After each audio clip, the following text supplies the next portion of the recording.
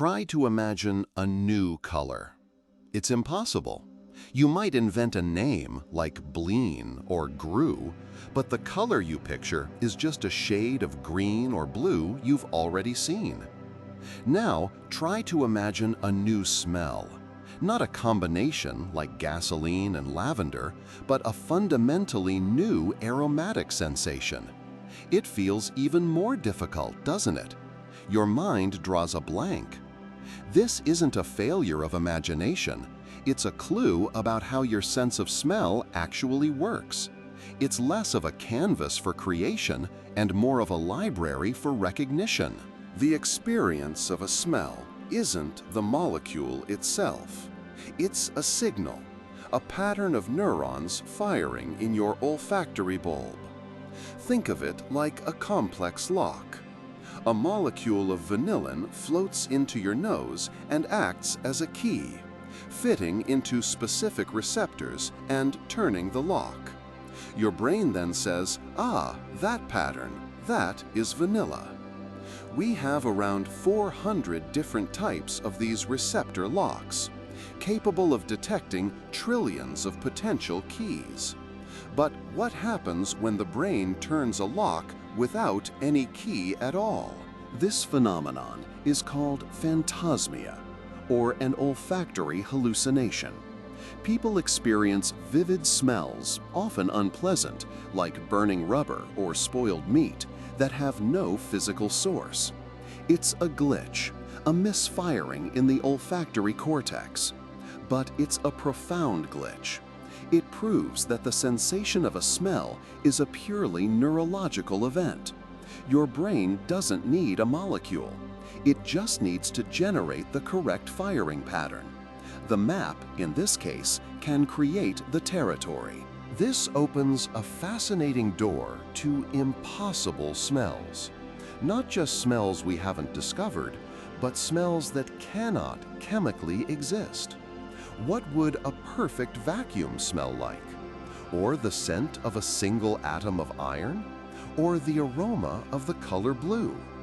These are nonsensical questions in chemistry, but not in neuroscience. If we could map the neural pattern for blueness from the visual cortex and translate it into a stimulus for the olfactory bulb, could you smell blue? The answer seems to be a theoretical yes. Reality already gives us hints of this strangeness. Take the molecule carvone. It has two forms, enantiomers, that are perfect mirror images of each other, like your left and right hands. Chemically, they are identical, but to your nose, they are completely different. One version, S-carvone, smells exactly like caraway seeds. Its mirror image, R-carvone, smells like spearmint. Same atoms, same bonds, just a different handshake with your receptors.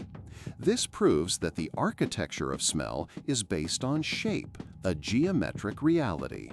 Scientists conceptualize this geometric reality as a high-dimensional smell space. Imagine a vast, invisible landscape where every possible smell is a single point. Points that are close together smell similar, like lemon and lime. Points that are far apart are wildly different, like roses and sulfur. For all of human history, we have been explorers on this landscape, discovering the points that nature happened to create. But the landscape itself is infinitely larger than the continents we've discovered. This is where we are now. Using artificial intelligence and synthetic chemistry, we are no longer just explorers. We are becoming architects of this space. We can design a molecule in a computer, predicting its point in the smell space before it has ever been created. We can synthesize a key for a lock that has never existed in nature. These are not combinations. They are new primitives, new primary colors for our nose. We are creating smells that a human has never, in our entire evolutionary history, experienced. And the final step is to remove the molecule entirely. If smell is just a pattern, information, then the future of scent doesn't require a nose. Imagine a device, an olfactory synthesizer, that could directly write these patterns onto your neural hardware.